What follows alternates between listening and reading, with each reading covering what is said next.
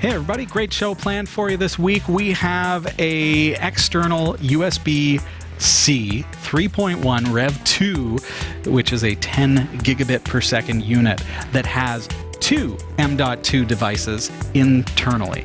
So that means RAID 1 for your external drive. Is that like a good summary? Yes. Imagine an external hard drive that actually in this chassis has two hard drives, and you're always saving to both hard drives. So if one fails, you can pull it out and replace it, and you're still up and going. You don't lose anything. That's about the size of a wallet. About that size? About that Perfect. size. Yeah. So we want redundancy. We want to be able to store our stuff safely.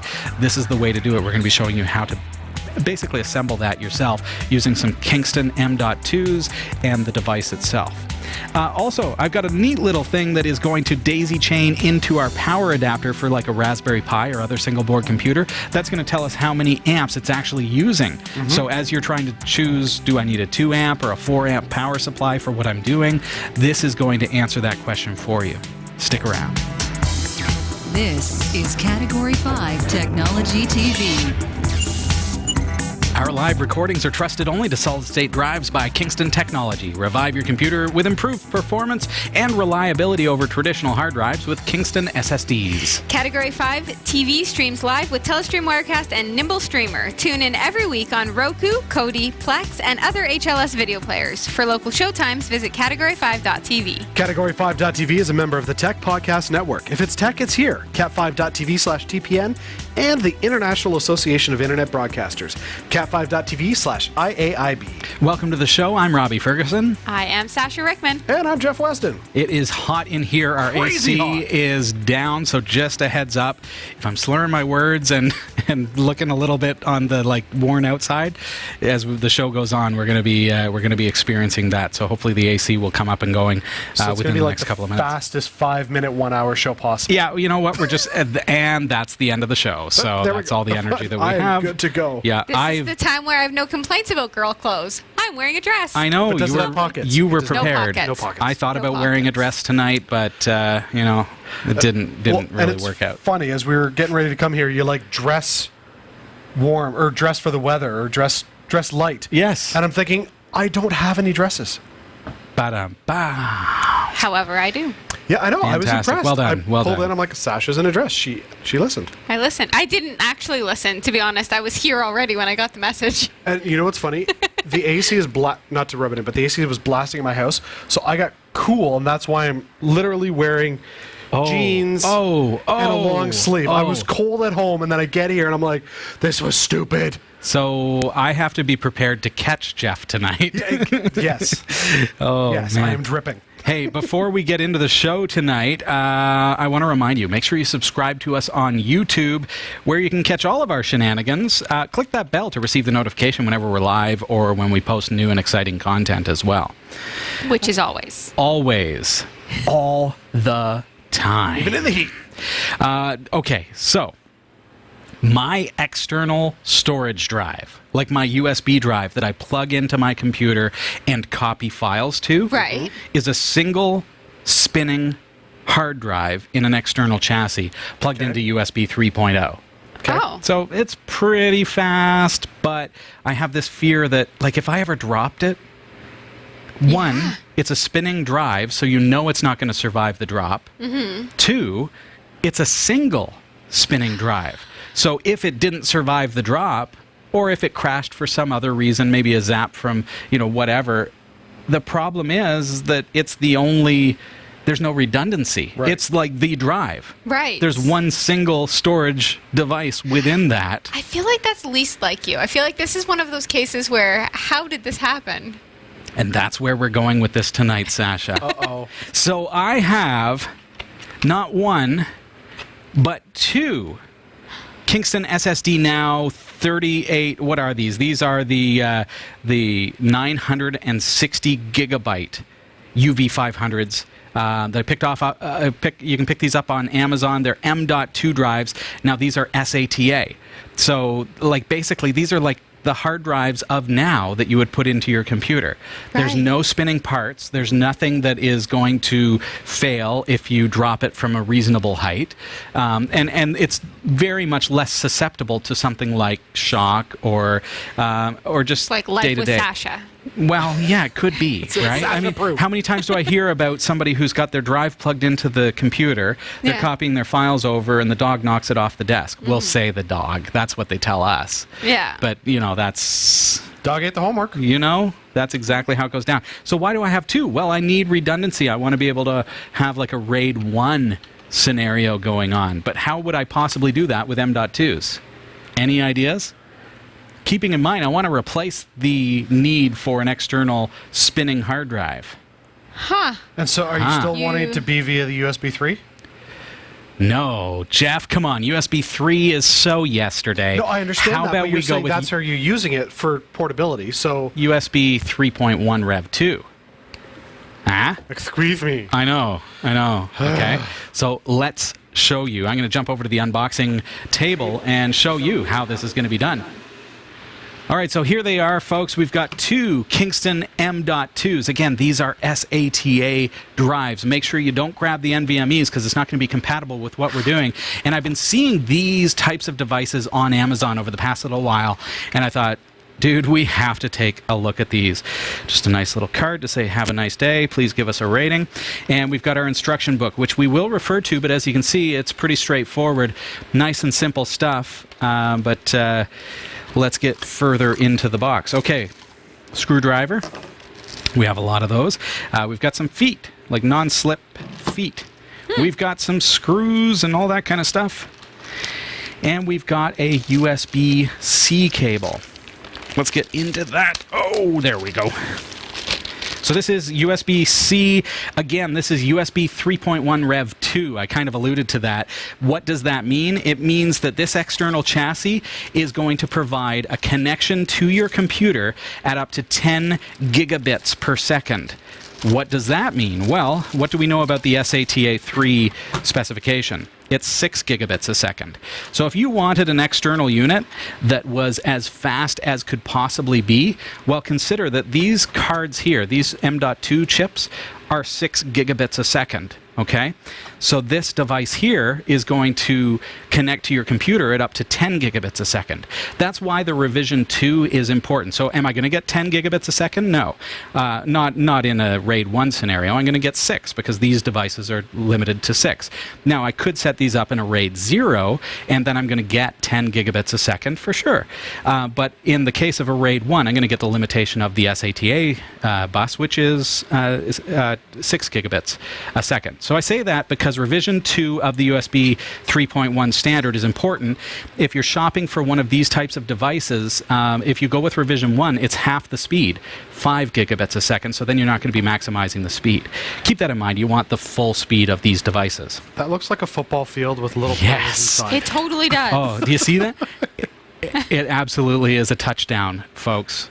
So we've got LEDs on the front. These LEDs are going to show activity as well as whether or not, this is important, okay, because what happens if an M.2 fails? This is going to show if an M.2 has failed, okay?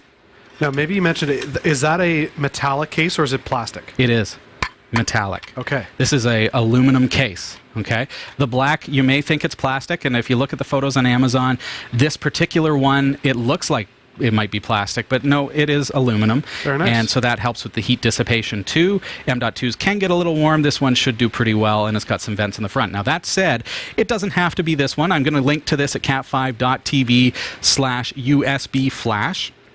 However, I also have linked to a couple of other ones that I recommend there, which are going to do about the same thing. You just choose the one that you like. So if you look here, these are the M.2 slots. So we actually have two M.2 slots up to 3380 millimeter. Okay, so you have to make sure that the one that you buy, so the chassis that you buy, is compatible with the type of M.2 that you buy.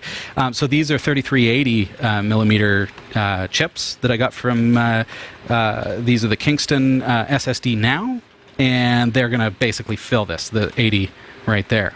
You can get other sizes as well, right down to like 3330s or whatever they happen to be. I don't know what that size is. That's awfully small. Okay, so let's see if we can put this thing together. So what is incredible about this is it's going to give us a RAID 1 architecture in the form factor of our standard SSD. Our standard external SSD, I should say.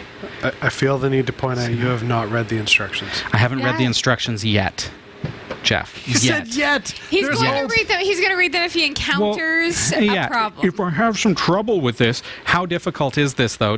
Grab our M.2. Oh, and I don't have a box cutter with me. If you read the instructions, maybe you would. Yeah, Jeff, throw me a box cutter. Do you have one in front of you? I didn't read the instructions. I don't have one. Oh, okay. Oh, here we go. There's got to be one. I got one. Oh, boom. Look at that. Look at that. I could have pretended that you brought it to me and saved the day. Yeah. I just had to look around. That's all. So you need a box cutter. And Marshman is like, "Amen, brother." There we go. So there's our first M.2. Remember, this is a SATA M.2. I've gone with 960 megabytes, which is about the biggest that you're going to find right now. And this is, because it's SATA, not NVMe, it's going to be compatible with this device. So I'm going to just pop that in there and put it down there. Now I can grab the screw to affix that, which I think is the silver one. Did you just say I think? Well, there's 2 silver ones and 4 black ones, so I expect that the 2 silver ones are the 2 NVMEs. The instructions would tell you. I'm telling you the instructions here, folks. If it doesn't work, you're going to see it not work. There you go. M.2 number 1. Think we can add a second one without reading the instructions, Jeff? Do you think this can be done? I feel like you're going to do it anyway just because you're the bald nerd. Yeah, you know what? If it doesn't work and I did it, then there's something wrong with the product. Is that the chat room's asking if you said megabytes.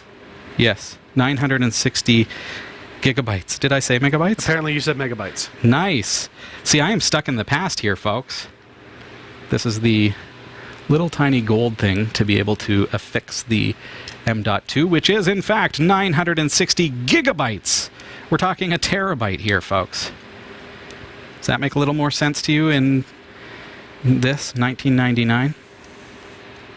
Oh wait, it's 2019 as I do this. Flux capacitor's working. There we go. Okay, so what has me so excited about this, Jeff, Sasha? It's smaller than a hard drive. I'm gonna have to read the manual. Oh yeah. Oh. Because we have Toggle dip switches. Dip switches. Let's call them dip switches, shall we? Read the manual, Jeff. So what could these possibly mean? All right, let's get in here. Now, this makes some good TV here, folks. RAID settings.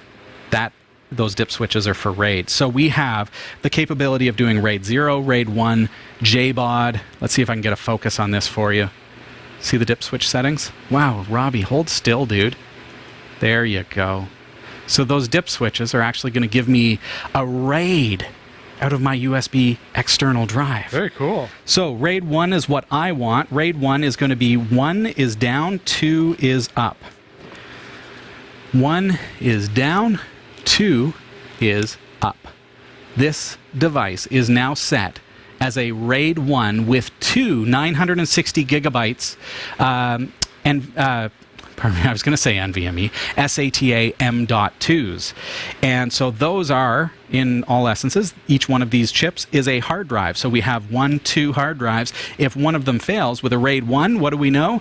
It's going to be mirrored to the other drive. So if one fails, it's going to light up red on this side here, and then I just simply remove that chip and replace it, and it will rebuild, and I'll have all my data. Or I can just operate off of the one chip as I wait, and it's still going to have all the data. Not going to have any problems there. So then we're going to put this right back together like this. A couple quick notes. On Amazon reviews, somebody mentioned that the PCB was not solidly affixed to the case. I'm not experiencing that whatsoever. There are itty-bitty screws on the PCB. I'm going to let the camera focus. You can see that the PCB is, in fact, screwed into the chassis. Okay, so we don't have any issue with it flopping around. I wonder if maybe they didn't screw down their M.2s and didn't do that correctly. So let's put this together. just like that. And we've got 4 screws. Oh, look at that, Jeff. Didn't even have to read the manual for that. I'm guessing the black screws go like this.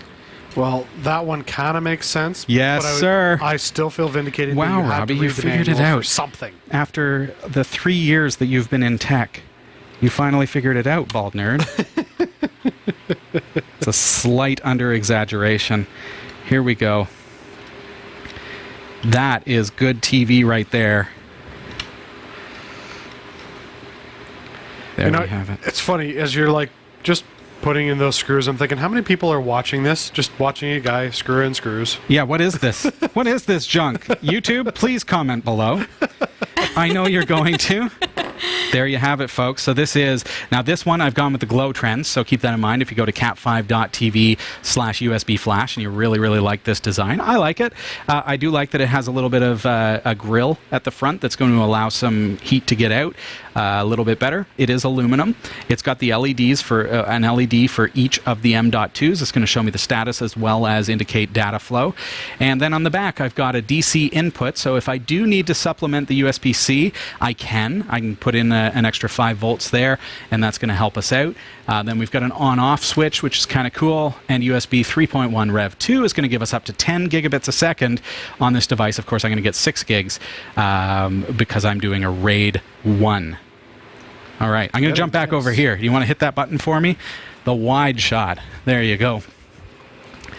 So that's going to be, this is not a backup drive. I want to be clear that, hey, you don't use these kinds of things for your like corporate backup necessarily, right. But to have some redundancy or something that you need to take on the go, this is like your USB external drive that now has redundancy built in. Mm-hmm. That is cool. Where can you find that, right? Like normally you're going to have to go with something much larger form factor. This is something that I can take anywhere and keep it in my laptop bag. I could run a backup of my laptop, and now do I have one copy on here and one copy on my laptop? Well, technically I have 2 copies on here because I've gone with the RAID 1. Right. You can do a RAID 0, which is a stripe. So with the 2 1 terabyte M.2s, I would get almost 2 terabytes of storage. But then if one drive fails, I can potentially lose the data off of the failed drive. Yeah. So I wanted this specifically for redundancy. That's my purpose, not capacity, because I could, for cheaper, get a spinning drive that has higher capacity, like an 8 terabyte USB external. Right. This is going to cost me a little bit more, but I have that peace of mind of the redundancy. Mm-hmm. Now, what about corrupt files? You know, say one of the drives you do a backup and it happens to be something that's got malware on it. Is it going to transfer to the other drive? Bad. Yeah, well, I mean, that's bad practice, right? Well, so sure, but that comes down to something completely different that's not something that's saved by a RAID. Fair enough, but they're not standalone drives in that respect. That is still run through the whole... You can run this as a JBOD, which is just a bunch of drives. So it would actually show on your computer as 2 hard drives when you plug this in. Right. And if it's running as 2 hard drives or PM mode, you can then copy things to the first one and then copy it redundantly to the second or something like that. You could set yourself up with some kind of transfer like that if you wanted to. But as far as like if ransomware hit, where this would help in that kind of a situation, let's say I have a lot of data on my laptop and I don't currently have a good backup solution, maybe because it's 500 gigs worth of data. So that could be really expensive to put into the cloud. So with this, I've got about 1 terabyte of redundant storage. So there's 2 copies within this device. So I would then copy it from my laptop to this, and then I would put this in a safety deposit box. Sure. So then if my laptop ever got stolen, my laptop ever got encrypted, this is what I call an untouchable backup. So this is something that would never be plugged back into my laptop unless I needed the data to be recovered. I want to know what kind of files you got that you put in a safety deposit box. Well, that's just an example of keeping it off-site, right? So now, me personally, I have the advantage of I have home, I have work, I have the studio, I have places that I can store things that are safe. Now, the average home user probably doesn't have the same scenario. You have to, a safety deposit box is my example of a safe place to put this. Away from. It's not going to get plugged into a computer. It's not going to get damaged.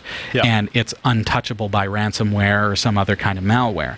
So then if my computer got hit, then I go get that wherever it is. It could be mom and dad's house. Sure. Yeah, right? exactly. And then that becomes my files. All told, is this a really affordable solution? Like, it's going to cost you a fair bit. I mean, you're looking at. I don't want to talk pricing because it's different from area to area wherever you are. But I'm talking. You're buying the chassis. Yeah. Which is a RAID enclosure. It's USB 3.1 revision B, so it's the current standard as far as 2019 standards go. It takes two discs, and you need to buy 2 discs for it. So it's like buying 2 hard drives plus a chassis. Right. So is it affordable? Yes. Is it inexpensive? Is it cheap? No. You could definitely. Mind. Oh, it's more than peace of mind, Sasha. So this is more than that for me, but also for like the business user or somebody who is pretty, you're pretty kind of, you don't want to lose your family photos, right? Right. So copy them to this. There's 2 copies now, and then put it somewhere safe. This is much better, much more reliable, much safer than what you're talking about, like a cheap consumer drive. Exactly. And this is going to work a lot better, a lot faster. It's 10 gigabits a second transfer speed to the drives. The drives can write up to 6 gigabits a second. So the transfer speed of the bus is faster than the actual drives are. So think about that. If you put one of these M.2s in your computer, it would be the same speed as connecting this externally. Right. Perfect. It's amazing.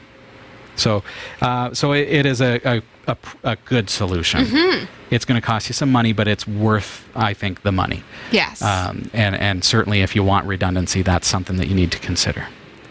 Check it out, cat5.tv/USB flash to learn more about the products that I use tonight. And there are a couple of other options there that you can look at as well. And check it out. Let us know what you decide on, what you think. Very cool.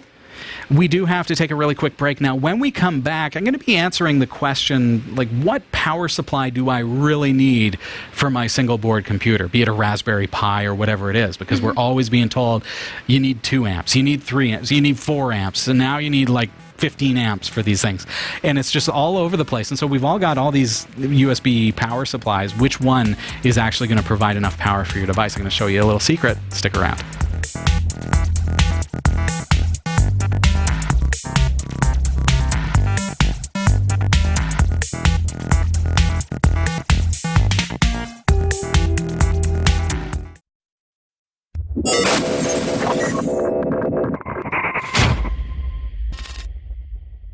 Welcome back, everybody. This is Category 5 Technology TV. Now, I'm going to jump back over. I know, like, tonight we're spending a lot of time on the unboxing table. I want to show you so many cool things. I'm going to actually be over at that table. Should we head over? Because what I'm going to show you tonight, folks, is this little apparatus that is going to allow me to measure USB power usage, okay? Now, before I get into it, I want to give you a little bit of history. Now, we all have our Raspberry Pis, we have our Odroid computers and all of our single board devices, and we're told that we need to have certain power supplies, and we're not really sure which one we really need. Do we need the 1 amp for the Raspberry Pi, or the 2, or the 4, or what do we need? And what are we actually drawing when we connect, say, an external hard drive to our device? That's what we're here to settle tonight. So this device is available at cat5.tv/USB tester. I'm going to show you this. It is just a USB power supply. So you notice it's white. This is not a data cable. This is a power tester that goes inline. I shouldn't say power supply. It is a power inline coupler. Okay? So we've got a full-size USB on this end, and this end we've got a USB output and USB micro, it looks like, as well.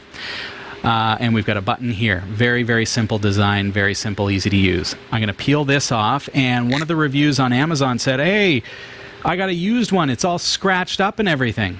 Look at that. Looks like I got the same thing, but because I'm not silly, I'm going to actually peel off. I'm going to use the term silly. Come on. Don't forget to peel off the layer here. Layer and the funny thing about that comment, that review that gave it one star because apparently they got a used one, the funny thing is that first thing that I peeled off says, hey, don't forget, please peel off the mask before application. They didn't read the instructions. Didn't read the instructions or thought that the label itself warning about the mask was actually the mask. But no. Okay, so no scratches, yeah? It's actually like a mirror finish. Beautiful. So if I plug this into a USB power supply, so right here, I've just got my standard 2 amp USB power supply, and I'm going to plug that in and see what happens. This thing is going to power up, and we see we are getting 5.57 volts, and we're drawing 0 amps. Easy peasy, right? Mm-hmm. Let's plug a Raspberry Pi into that, shall we? I'm going to disconnect the screen from the Raspberry Pi and plug in just the Raspberry Pi 3B+. And is that going to be upside down? Yes. It is. It is. Fantastic. As it boots. Here, let's turn this over. And there we go. Okay, so we've got 5.41 volts. And we're drawing 0.4 amps. But it's not even plugged in. 0.45. Yes, it is. Oh, just the screen isn't. The Raspberry Pi is booting right now. Oh, gotcha. The okay. Raspberry Pi on the back of this screen is booting from the USB. Yeah, Okay. that's what I'm doing. See the Raspberry Pi is Yes. lit up? Right. So the Raspberry Pi by itself is drawing 0.4 amps or so. So presumably a 1 amp power supply would be enough for the Raspberry Pi 3B+. Looks like. Now, that's just a boot up sequence. Would it escalate if you put it through, say, like a... Oh, sure. Start working that processor? Yeah. Heck yeah. So then you may need more than a 1 amp. Maybe. Let's plug in the screen and see what happens if we do that. So remember, this is just an inline power like coupler, so I don't need to really do anything with it. There's nothing that I need to set up. You notice I didn't have to install any drivers or anything crazy like that. This is also a bit of a view or a review in a way of the KKSB 7-inch Raspberry Pi screen case that we looked at a couple weeks back. So you didn't get to see that booted up. We didn't have time to show it booted on the show, but there it is. Like, how cool is that? This is a really nice little screen. It's got a little bit of a shine to it. You can see I'm actually getting a mirror of the camera stand in front of me. And it looks really, really good. So I've got the screen and the Raspberry Pi running. What does our tester tell us? 0.83 amps is what we're using. So let's actually shut down. I'm going to actually power this thing off, which I'm going to do from the menu with my fingers, and shut down. Let's take this right from power up. But before I do, let's see what kind of power wasting the Raspberry Pi is doing. So the Raspberry Pi is off right now, and we are still drawing 0.06 amps. So it just goes to show that the Pi Watcher, for example, is a good idea because it's actually going to cut out that 0.06 amps that you're still drawing. So the Raspberry Pi is still wasting electricity even though it's not powered on. Right. You wouldn't know that without this device. People say it, but now I got proof. They call that the phantom load. Ooh. Drawing energy. Well done, Sasha. I learned something today. Okay, so I'm going to unplug this and plug back in the entire unit, and we're going to watch. Now you'll see that's not a lie. That was the Raspberry Pi. Now that I've unplugged the Pi, I'm sitting at 0 amps even. Okay, let's plug it all back in, and let's watch what happens as this thing boots.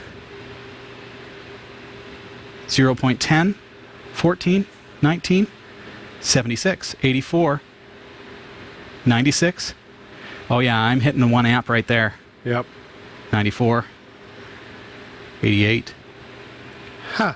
So I'm definitely in need of, I would say, a 2 amp for this device. Yes. Because I'm right on that threshold of there, 1.05, 1.16. Wow. So I can see the actual ampage usage, and I can see what the Raspberry Pi is currently using as I do my thing. So that's going to work for any USB-powered device up to, let's see, I think it's 3 amps if we look at this. Oh, my goodness. No, 4 amps, pardon me. He's reading the instructions twice in one show. I know, 4 amps. It will do up to 4 amps. So you can test anything up to a 4 amp unit. You can get one at cat5.tv/USB tester. It's as simple as that. It's going to tell you all kinds of info like the voltage, the current, the discharge capacity. Give it a try. It's cat5.tv/USB tester. And don't forget, this case is also on our site at cat5.tv/Pi if you want to make your Raspberry Pi look like that and operate like that with the KKSB case. And that's all there is to it. I would like to say thank you for reading the instructions twice. Yeah, you know, I do that for you. I didn't even read them. I glazed over and just kind of... You just looked for a number. It was a blank piece of paper to me. Let me just read the instructions. Yeah. I absorb them through my nerdiness. Don't even have to use my eyebulbs. Pure osmosis. There you go. That's good. That's how it works. Very nice. Sasha, Yes. it is time Yes. to head over to the newsroom. It's like 110 degrees at this point in the newsroom. That's right. It's tropical here. Yes. So could we say that we have hot news tonight? It is a hot newscast here, folks. That's right. Let's hope it doesn't become a hot mess. That's the plan. So when you're ready, we'll head right over. She's hydrating first.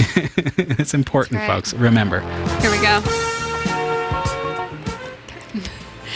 Here are the stories we're covering this week in the Category 5.tv newsroom. As if we needed another reason not to trust Kaspersky, it was discovered that their antivirus injected a unique ID that allows sites to track users even in incognito mode. Ubuntu 19.10 will offer an experimental ZFS file system option. There's a new attack exploiting serious Bluetooth weakness that is capable of intercepting sensitive data.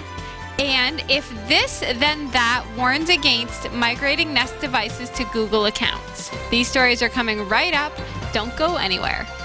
This is the Category 5.tv newsroom, covering the week's top tech stories with a slight Linux bias. I'm Sasha Rickman, and here are the top stories we're following this week. As if we needed another reason not to trust Kaspersky, it was discovered that their antivirus injected a unique ID that allowed sites to track users, even in incognito mode. Antivirus software is something that can help people be safer and more private on the internet, but its protections can cut both ways. A case in point, for almost 4 years, AV products from Kaspersky Lab injected a unique identifier into every website a user visited, making it possible for sites to identify people even when using incognito mode or even when they switch to a different browser. The identifier was part of a blob of JavaScript Kaspersky products injected into every page a user visited.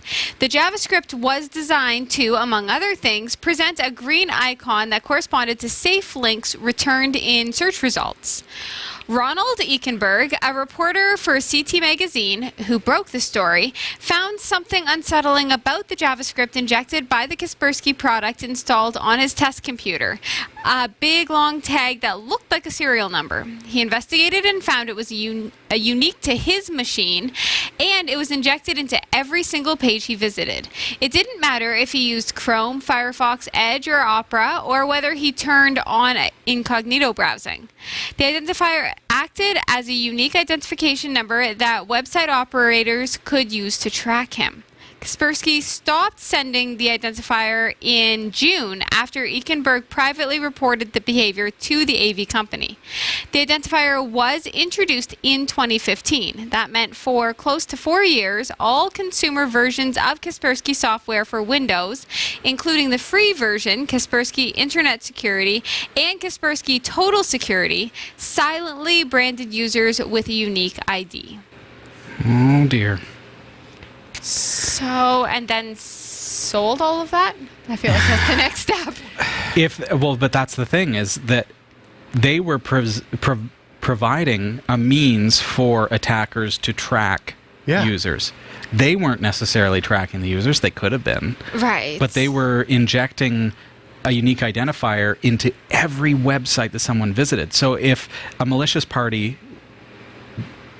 figured that out, which I'm sure they did. We're not hearing about that aspect. We're hearing about it now that it's been made public knowledge and fixed 4 years later.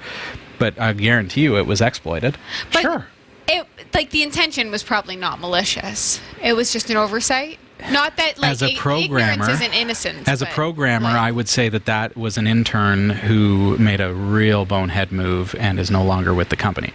That's like my programmer standpoint is like that was a bonehead move. Right. Stupid. But companies make those kinds of stupid decisions sometimes. Well, but it makes me wonder if there's even the possibility somebody started to put that in there as part of maybe an analytics to be able to track how usage data, all that kind of stuff, so that they can, fix the program if something goes wrong. But it's like, come on.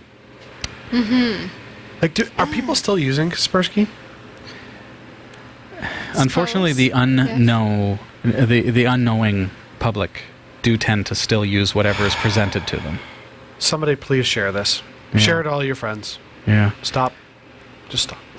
That kind of programming mistake from a security company is not acceptable. No, that's it's not. Okay, so that's the thing, because it's a security company, right? So if it's just a regular blunder from some other company, but it's a security company, like, you really should know better. I mean, we take for granted that these products are out there to protect us, but should there not be an absolute evaluation and auditing process for any feature that's added to a security product that could potentially exploit the user?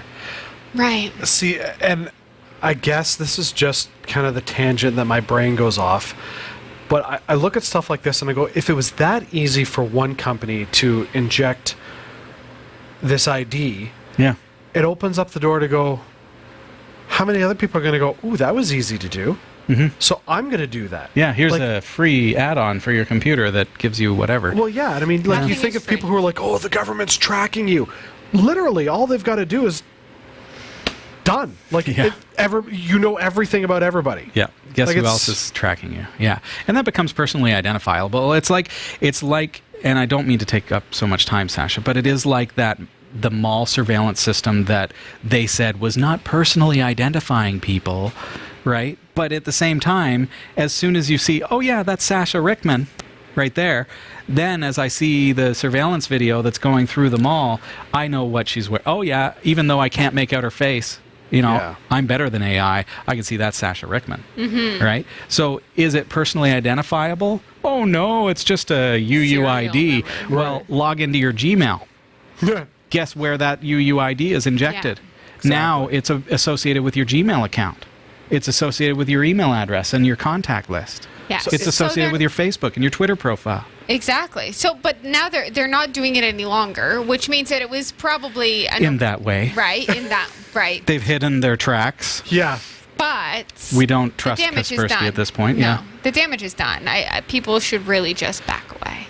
Is there a way to stop that kind of tracking, though? Like, I mean, we've got all these, protection suites, like antivirus, malware, all that kind of stuff. Is there any way to create like a tracking ID suite that goes, oh, we found these trends, we're wiping that out? Like, how do you stop against that? I mean, the correct answer is Tor. Like, that's fair enough. But is that legitimate for the average user? No, it's not. Not really.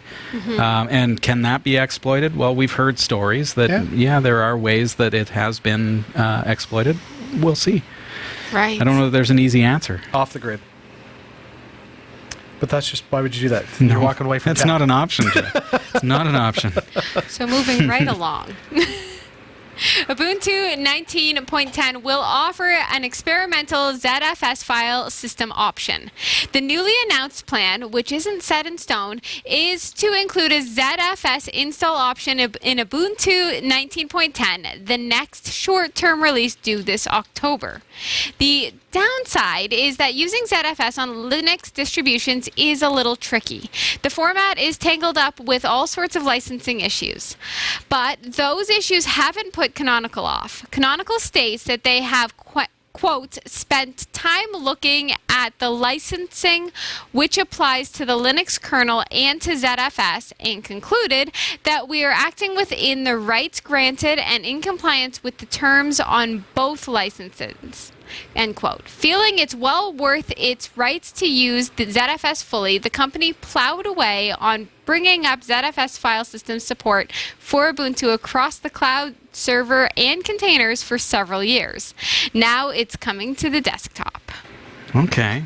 See, I can see it really working well on the server. Why such a need to bring it to the desktop? I guess we got to be, up and up. I guess. Doesn't ZFS require... this is a question maybe for our community. Doesn't it require, or doesn't it suggest the need for like higher end hardware, like ECC RAM and that kind of stuff? Like, is that not an issue? And I asked that. It's like I don't really know the answer to that. Mm-hmm. So is it not a little bit of a dangerous thing to be presenting it to the end users? And they'll call it experimental. Right. So don't run this if you don't know what it is. But if you're running it on consumer hardware that you bought at Walmart, is that a good idea? Why would somebody want to be using it? Well, because it has certain advantages to the server, and that's where on the desktop, like we're talking like redundant file storage, the ability to go back on file versioning and things like that. Stuff that ext3, ext4 is not that good at because it's older. Right. Right. So this is a more streamlined, futuristic file system. Right. But tricky for the common person to use. Like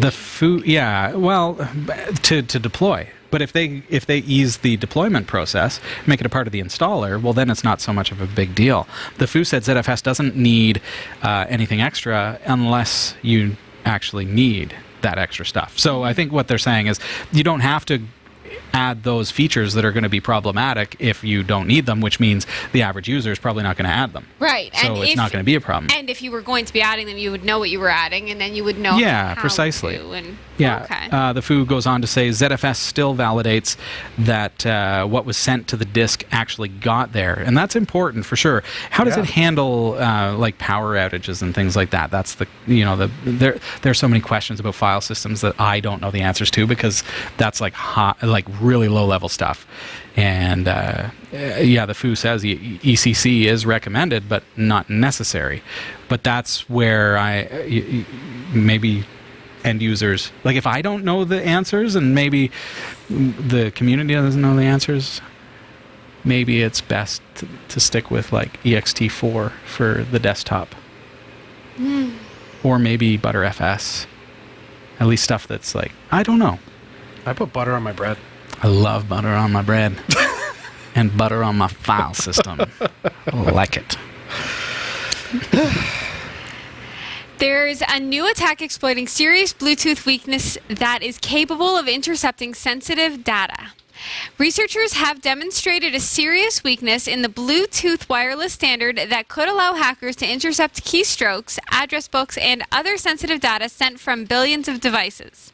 Dubbed Key Negotiation of Bluetooth, or KNOB for short, the attack forces two or more devices to choose an encryption key just a single byte in length before establishing a Bluetooth connection. Attackers within radio range can then use commodity hardware to quickly crack the key. From there, attackers can use the cracked key to decrypt data passing between the devices. The types of data susceptible could include keystrokes passing between a wireless keyboard and a computer, address books uploaded from a phone to a car dashboard, or photographs exchanged between phones. KNOB doesn't require an attacker to have any previously shared secret material or to observe the pairing process of the targeted devices. The exploit is invisible to Bluetooth apps and the operating systems that they run on, making the attack almost impossible to detect without highly specialized equipment. KNOB also exploits a weakness in the Bluetooth standard itself. That means, in all likelihood, that the vulnerability affects just about every device that's compliant with the specification. The researchers have simulated the attack on 14 different Bluetooth chips, including those from Broadcom, Apple, and Qualcomm, and found them all to be vulnerable. Okay. So, no longer trust your wireless devices? I don't mind turning off my Bluetooth. Right. Well, I was going to say, I have my watch. I never turn my Bluetooth off. Yeah. Ever. So when I'm at a public coffee house, how do I know I can trust the individuals that are nearby? Right. How do you know you can trust the coffee at that coffee house? How can you afford coffee? Well, because it's a good coffee house, Jeff. Okay. I'm part of the loyalty program. Okay. So, Bluetooth, they can just tap on into Bluetooth, but they couldn't like tap into it and then go everywhere. They can just tap into the one thing. Well, presumably it's the communication, the data. So what is being sent to your Phone? watch? My steps. Your steps, your heart rate, chances are your location. My weight, Yeah. actually. Yep. All that Also. kind of stuff. A lot of your... those things don't concern me, but what about like email or phone calls or Sure, well, exactly. Okay, I have all SMS? that turned off. So, okay, On well my- that's wise. yeah. Well done. But the software itself can still access that by turning it on. So it's still possible if they can get to the phone. Oh, To the turn it software can back enable on it? and- Oh, Yeah. I see. Yeah. And we live in a society where we are plagued with phishing scams right now. Right. So the moment that a compromising party can gain access to your contact list, right, or information about your contacts or people that you interact with, then they can spoof that. Mm-hmm. They can use specialized hardware, if they're good, to spoof an SMS sender and make it look like it's coming from a family member.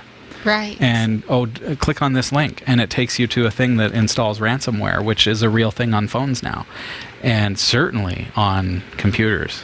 So get a hold of your email address list and things like that. People are way too trusting because it came from a family member. It came from Yeah. a friend. I've said, like, what if you got an email from me that said, open this attachment? I would probably immediately You open might it. open it. If you really firmly believed it was from me, because the email Right. address matched, the name matched, even these days the signature matches. Yeah. Everything it's very, very clever. I got an email a week ago from somebody that I trust dearly, and the subject line was "check this out." Yeah. So I'm like, yeah, okay. I open it up. It's just a link. Yeah. Oh. And I'm like, yeah, okay. So I texted the person. I'm like, yeah, you've been hacked. Like, what are you talking about? Like, I just got this email, so check that out. Like, no, I actually sent that. And I'm like, it's the first time it looked like a scam. Wow. It wasn't. Dude, you really need to improve your emails because it Exactly. totally looks like a scam. I'll sometimes text people links to things, Yeah. but I always add a description of what I'm Right, yeah. sending. But they're still sophisticated. I got one the other yeah. day. It's like, I don't know if you saw, this is happening. You don't want it to happen. I did some research on it. Here's what you need to know. This is where I found the research. Yeah. Sure. And it was something related to what the two of us are involved in. And I was like, I almost clicked it. I'm going, wait a minute. Yeah. This guy knows nothing about technology. Yeah, so yeah. there's no way he would talk about this. Right. So they get a hold of your contact list through this Bluetooth exploit, as an example. And now they find out that, oh, you interact with Robbie Ferguson. Ah, okay. Grab one of the emails from that Robbie Ferguson because of the Bluetooth connection gives them access to that as well. And now they can spoof my signature so it looks exactly like it's coming from me, spoof my email address, and send you a link that says click here and signs it by Robbie to make it look Right. completely legit, right? So what if it was flipped? What would you do if you got a message from me that said, like, oh my goodness, Robbie, I need your help. I don't know what I've done. Send money. No, I don't know what I've done. And then there's a link. Yeah. That sounds like me. That actually sounds like something I would say. Would you click it or would you call me and see whether or not I sent it? I would probably, because of my experience, be able to determine from the URL that you've sent whether or not it's legit. A real. Not only okay. that, you would send Yeah. that through Discord. But that's me. I would Not an ask the email. whole world. Yeah. Yeah, but that's not always the case. But- So what I do in those cases when I'm not entirely sure is I get it. And I watch the headers and I see if... I know. Get it? Yeah. So I don't open it in a browser. I open it in a Linux terminal that allows me to follow the header flow so that I can see, was it actually giving me a file? Oh, this actually redirected and redirected and redirected until finally it gave me a JavaScript file. And then I opened that JavaScript file in a text editor to see what it was actually doing. And I find... That's so smart. And I find eval codes, and so I decode the eval codes and see the actual JavaScript that is being run. So what would I do? It's not average. Yeah, Well, this is why I'm asking you what you would do, because what I Robbie would do, go on a detective mission. Yeah. what I would do is like 14 seconds after I've done whatever I'm not supposed to do, feel like, oh, that was probably the wrong choice. Like hitting the reset button on I the should server. call Robbie and send him this link and be like, I clicked this link. Is it safe? So I think rather than what would I do, let's think about what we wouldn't do. Yes. So if you get an email, this is happening right now. This is being distributed.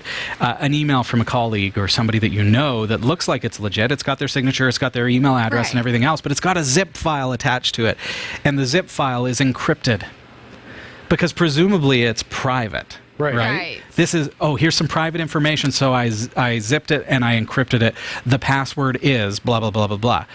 One thing, nobody who has any brains to encrypt something is going to send the password in the same email as the encrypted file. Okay, so just think about that for a second. Hold on, back up, whether you think you know them or not. That nobody's going to do that if they have the mindset to know that they need to encrypt the file. Think about that for a second. Right? If you so why would a malicious party then encrypt a file and create a zip file that is password protected and then give you the password? Because an antivirus product, be it on a server or your own computer, cannot read encrypted data. Okay, so that zip file coming into your inbox, that zip file coming into your inbox, it's password protected and encrypted. So without the password, it can't be opened and therefore can't be scanned. It will scan the file, but it won't find anything wrong with it because it's just a bunch of ones and zeros. It can't read the actual data, right? Know that. So then you open the zip file, especially on Microsoft Windows, open that zip file, enter the password that was in the email so cleverly, because your friend is so security-minded, and boom, it comes up and you're infected with ransomware and the whole network is gone. You've lost all the files for the company and you feel pretty bad about that, I'm pretty sure. So what do you do? Okay, so you get that email, it's got a password-protected zip file. Regardless of whether you think you trust it or not, you call that person. You say, Sasha, did you just send me a password-protected zip file? What are you going to say? No. No? What are you talking about? Yeah. Delete. Okay? There Done. you go. Problem solved. It's just doing your due diligence. I wish there was a way for email service companies to come up with a hit 'em back button. So when you get those kind of emails, you go hit them back. Oh, yeah. And it just shoot something out. This is spam. This is malware. Hack them back. Exactly. And shut them down. And it bombards them with, like there are Russian servers that it's all tapped in together. That's what we need. That absolutely would be. There we go. On the next episode. There's my $1 billion product idea. There you go. Oh, it's been shut down already, Jeff. If this, then that warns against migrating Nest devices to Google accounts. Google says it's moving Nest devices over to a unified Google ecosystem for the sake of simplicity. But simple can be complicated, as is certainly the case here. In May, after users fought the decision, the company announced that it would maintain Works with Nest connections for some third-party integration. If this, then that, or IFT, applets for the company's camera, smoke detector, and thermostat are among those exceptions. That certainly bodes well for those users who took the time to integrate IFT functionality. However, users who opt to migrate a Nest account to a Google one will break their connections in the process. IFT said in a statement, quote, "Do not migrate your Nest account to a Google account. Migrating your Nest account will cause IFT and other Works with Nest integrations to be disconnected. This process is not reversible." Further, they warn users, do not disconnect Nest from IFT after August 31st, as you will not be able to reconnect it. This affects users that do not migrate their Nest accounts to a Google one, end quote. For its part, Google says that it's looking to bring similar automation functionality to Nest that presently requires third-party integration from services like IFT.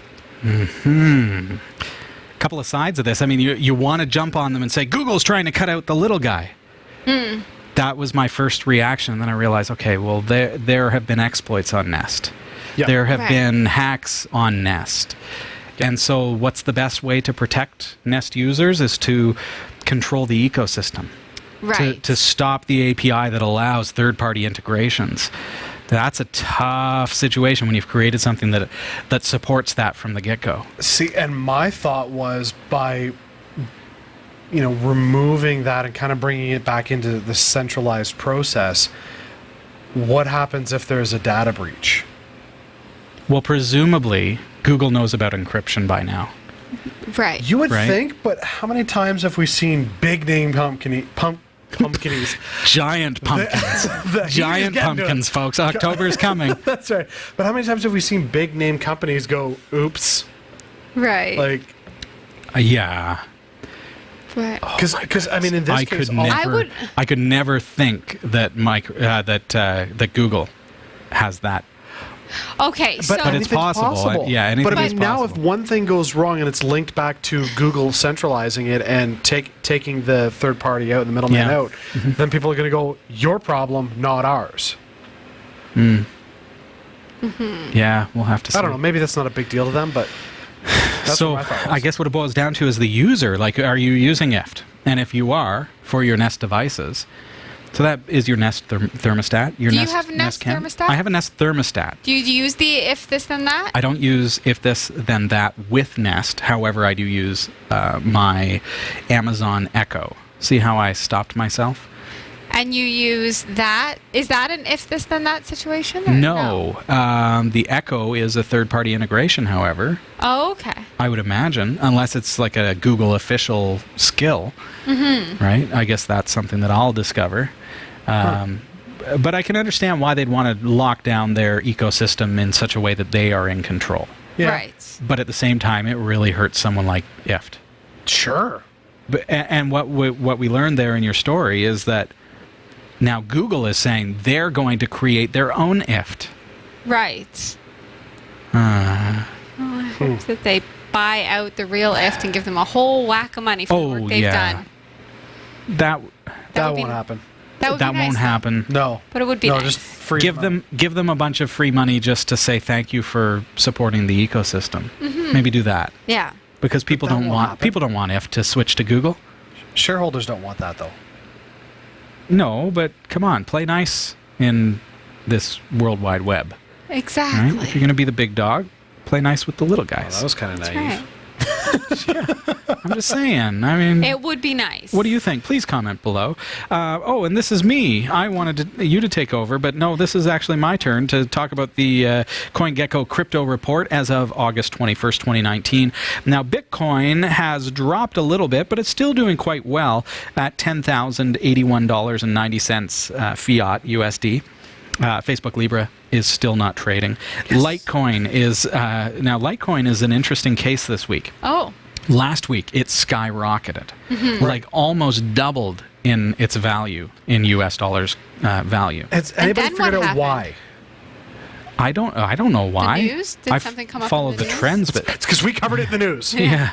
So it went up. So if you bought like 4 weeks ago, you did really, really well last week. And I hope you sold, because then it cut down again. So it actually, wow. So is it lower than it was 2 weeks ago? Last week it Or- was at 188.37, doing quite well. And this week it lost $115.13. That's like 65% of its value. It's now down at $73.24. So I hope you bought after last week's show. Monero is staying pretty static at $80.23 fiat, up 134 from last week. Torque, or previously known as Stellite, it's been doing well for a small coin, sitting now at 1.01 ten-thousandths of a cent, whereas Turtle Coin is about half that at 0.53. Remember, the cryptocurrency market never closes. It's always volatile. It's always changing. And because it's 24/7, you never know. Like Jeff says, well, what caused it to go up and what caused it to come down? You don't know. You can take a guess, but it's not like oil. Like, you can't point it at one particular thing and say that's what caused it. No, it doesn't work that way. It's cryptocurrency. It's madness. So anything you invest, make sure you're ready to lose it. Lose it. Yeah. Exactly. Please.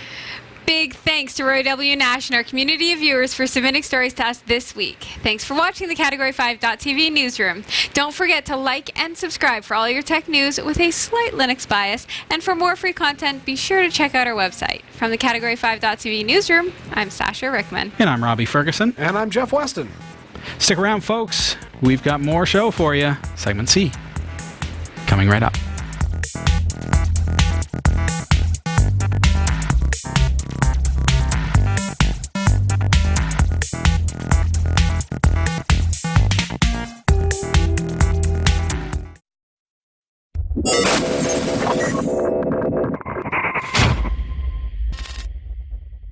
Welcome back. This is Category 5 Technology TV. We are sweating it. It's good times here in Studio D. If you're just tuning in, he means the air conditioner is broken. That's right. It's a hot show. Yeah.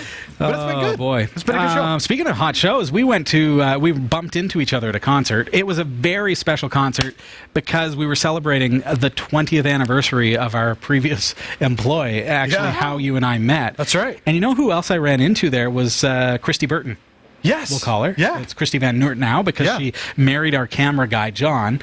So both. Oh, I didn't know that. Yeah. So John and Christy were there, and you were there with your wife. And we had a great time. But it was to celebrate like 20 years of the radio station where we met. But it was totally by fluke. Like we walked in, they're like, "Oh, the reserve section for the former staff is over here." So I'm like, "All right, cool." So I go set down. Yeah. And you're behind us. well, yeah, we're behind, and I'm You're like, taking pictures of the back of my bald head. I'm sitting there, and I'm like, that looks like the back of Robbie's head. That looks like a familiar And then I'm like, head. oh wait, that's What his is family. that solid white orb? That's right. So, but it was a good show. It was nice to reminisce and see people that I haven't not seen in 15 years. Oh, easy, yeah. Yeah, and they had so up at the front foyer, they had like a museum set up.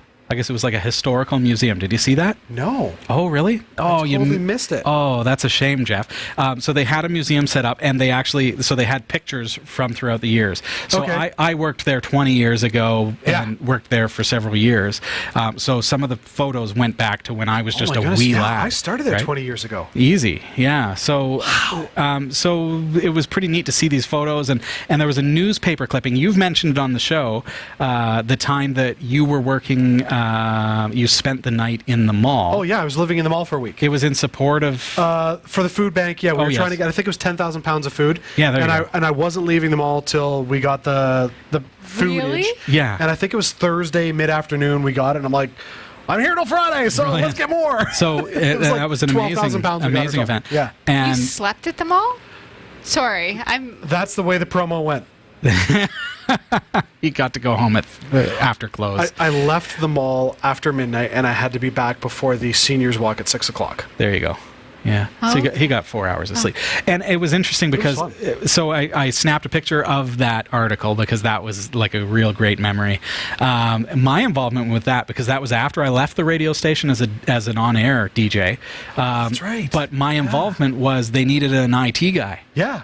Because there was no internet at the mall. And Jeff had to be able to like broadcast from the mall, which is all done through internet connectivity, and he had to be able to look up his research and all the information and email and everything else. So I was hired to come in and run all the cables through the roof and install the routers and everything else. So that was me and my wife. That was fun. Doing that for you. Yeah. That was a lot of fun. I really did enjoy that. That event back then, 15 years ago? I mean, that event, but just radio in general. I mean, like... Oh, yeah. It was a blast. And that's the one thing I loved about the concert is I'm sitting there going, yeah, this was a really fun job. Like, it really was a fun job. It didn't pay. No. But it was a fun job. That's why we all left. Well, but we made friends along the way. Right. Yeah. Right? And here we are doing TV Exactly. and making just as much money. And but we've got our full-time work on the side keeping us going, but this is now something, it's something that we're passionate about. Yeah. And it was really neat to see people that we haven't seen in so many years. And as I say, Christy Burton and John Van Noort, you remember them from the show. Yeah. Christy was our news anchor for several years, and then John at that time became our camera guy. Mm-hmm. Then they hooked up, got married, and moved away. And so, I'm not bitter. No. But it was really, really nice to see them. Well, that's good. You know what I particularly enjoyed? What's that? That I could recognize everybody from years gone by. Yeah. Mm-hmm. but very few recognized me Oh, yeah? because of the beard. Oh. It changed Wow. everything. And there were a bunch of like when they announced, the former staff and I Yeah. stood up. One of the guys is like, I was looking around going, nope, that's not him. Oh, that's him. I was like, beard for the win. Yes. was good. I had people recognize me. I don't know if people didn't recognize me because they wouldn't have told me that. Yeah. Hey, I don't know you. But I did have people come up and say they knew me. Yeah. They recognized my wife and I because we had a band. They actually recognized her. Now, I'm from bald Soul now Cleanse. from Soul Cleanse. Yeah. Soulcleanse.com if you want to see Robbie back when he was 18 years old doing rap. Oh, yeah. Classic stuff. With like 3 #1 hits on the radio. Like it was the real deal. Yeah, it was. I That's played because at you the... worked at the radio. No. It was you guys also entirely separate. I played Was it not Covenant That's Awards okay. as well? I Like, you guys did, were yeah. We played performers? awards. Were you we not did- a nominee, or did you win? They didn't have a rap category those back then. That's right. But we performed at the Covenant Awards in Ottawa. Yeah. Really? We traveled to London and did shows. It was a and- big yeah. deal. Yeah, it was pretty neat. So That people is recognized me cool. from that, which was kind of neat. Didn't recognize me at first. Recognized Becca because she hasn't changed a bit, right? Yeah. And me, She like, still I'm looks the exactly the guy. same. Yeah. So, but that was neat, and it was neat to see everybody for sure. Yeah. That was a lot. I of think fun. I was on one of those songs. Was I not? You were. We Break His Heart Again. That's right. From the album Keeping It... Was it Keeping It Real? I think it was from Keeping It Real. I remember recording that in your spare bedroom. Yeah, back at the old house we didn't have kids back then. That was so fun. the spare bedroom was actually set up as a recording studio. That was so, fun. I Yeah. do miss those days. Not that I want to repeat them, but I do miss them. Yeah, oh yeah. Sash is like, I'm learning all this weird new stuff. Yeah. Yeah. Well, anyway. Reminiscing. Yeah, reminiscing times. with people you don't know. That's it. That's what we've been up to. The best part of that concert, though, was the fire alarm. It constantly went off, and it reminded me of the Soul Cleanse days because we were always setting off the fire alarms. Every venue. It was like you were at a rave or something, because they're in the band's playing, they're in the middle of this rockin' song, the guy's rapping away, and all of a sudden, It's the smoke machines. that's right, and Yeah. then like suddenly there's lights flashing everywhere, and you strobes get and- the alarm going off. Totally offbeat. Yeah, it was wild. Yeah, it was so much fun. The band was so pro though. Like this is a what do you call it? Vivo band? Like I don't this- even like know. a big name band anyways. Yeah. So, they brought them up from they the were pro. States. Yeah. Yeah. Yeah. Like Kentucky. So if you're from Kentucky, that's where the band was from. Yeah, So, I loved how the one guy had black overalls and camo Crocs. Yeah, I was the like, guitar player. that's Yeah. that's good. Tell me stuff. again, soulcleanse.com? Just for what Yeah, I that's want. right. Mhm. Okay. Just like it sounds. Yeah. Yeah, I'll be able to That's good. look at that. Yeah. It's good times. All right. Fun we had in radio. So, if you enjoy our show, please stand with us and pitch in as little or as much as you can through Patreon. Every person who becomes a patron helps us grow and gets access to some pretty neat perks. Nice. Sign up today at patreon.com/category5. Don't forget, too, you can subscribe to us on YouTube. We're Category 5 Technology TV, but also LinuxTechShow.com will take you to our secondary channel, which is edited down little snippets, and that is a great way to watch the show as well. Make sure you subscribe and click the bell on both of those YouTube channels so that you get not only the snippets, but also the live broadcast and everything else that we post. We're also on Roku and Kodi. You can find out more through our website, category5.tv. Hey, a real quick way is to scroll right to the bottom and click on subscribe. There's RSS feeds, there's like Google Podcasts, everything else. You'll find that at category5.tv. That's all the time that we have. Everybody have a great week. We'll see you next time. Bye. Bye.